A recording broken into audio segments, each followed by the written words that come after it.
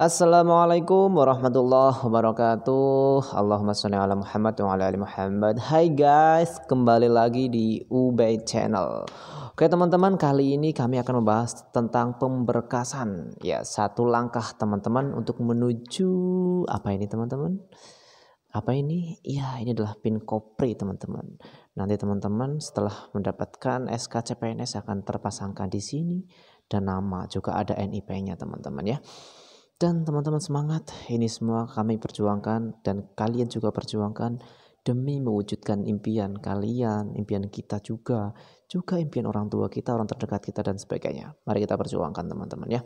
Kali ini kami akan membahas tentang pemberkasan. Setelah kami memposting video sebelumnya terkait pemberkasan, banyak sekali yang bertanya tentang ya berbagai masalah dokumen-dokumen, entah itu KTP, ijazah, akreditasi dan sebagainya. Namun kami mohon maaf, kami tidak bisa menjawab semuanya secara mendetail. Untuk menjawab kalian semuanya yang bertanya-tanya soal pemberkasan, kami sekarang membuat konten tentang pertanyaan yang kali ini tentang KTP teman-teman. Ya langsung saja, sebelumnya kita berdoa. Bismillahirrahmanirrahim. Rabbi zidni ilma. Allahumma inna nas'aluka ilman nafi'a wa rizqan thayyiban wa amalan mutaqabbalan. Ya, yang pertama adalah bagaimana jika nama di KTP beda dengan ijazah, KK, akte, dan lain-lain. Nah, ini sebuah, ya menurut saya pribadi, ini sebuah hal yang fatal gitu ya. Hal yang fatal. Dan ini harus dibetulkan. Contoh, nama Muhammad di KTP, KK, dan akte. Namun di ijazah Muhammad, M-nya double. Nah, bagaimana? Ini harus dibetulkan menurut kami ya, sepengetahuan kami ya. Ingat ya. Jawaban ini adalah sepengetahuan kami dan menurut kami. Jadi belum mutlak benar. Karena kami bukan Panselnas maupun Dukcapil gitu ya. Jadi kami hanya berbagi sepengetahuan kami dan pengalaman kami. Ya kalau kejadian seperti ini menurut kami harus dibetulkan.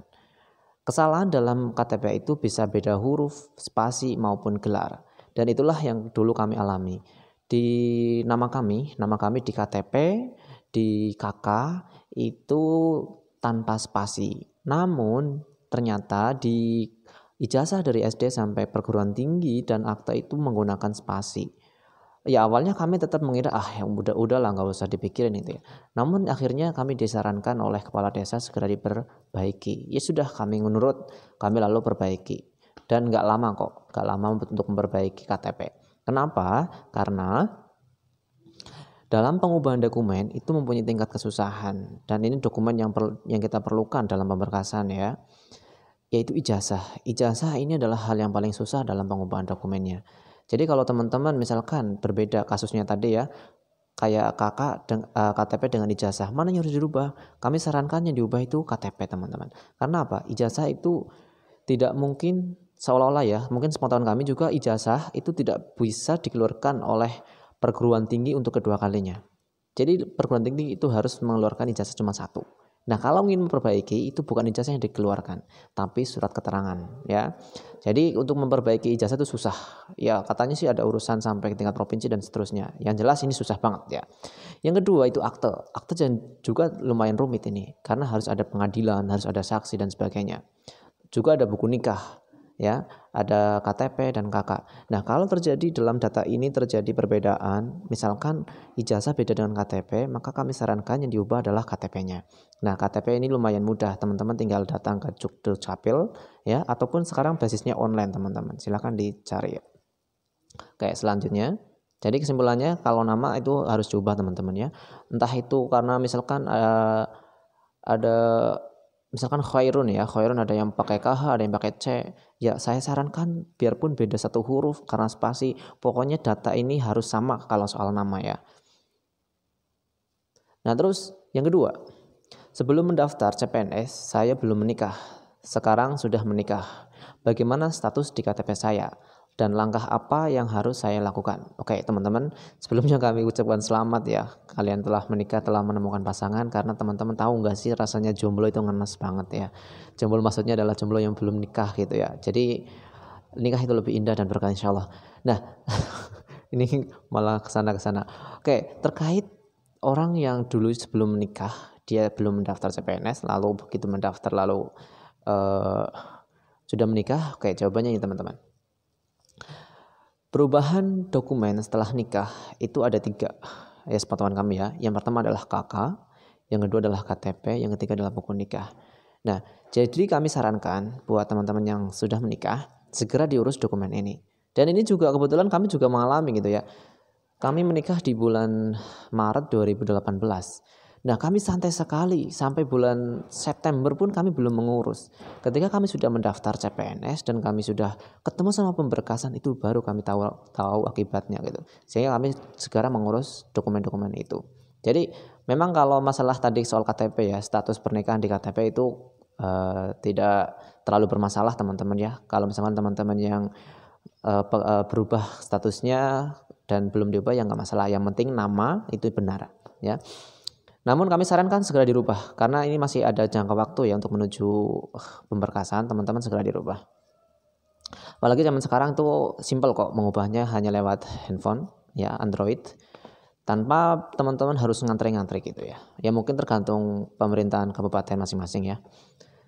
Selanjutnya yang ketiga, saya pindah domisili ya, saya pindah alamat. Namun di KTP belum diubah. Bagaimana? Apakah bermasalah?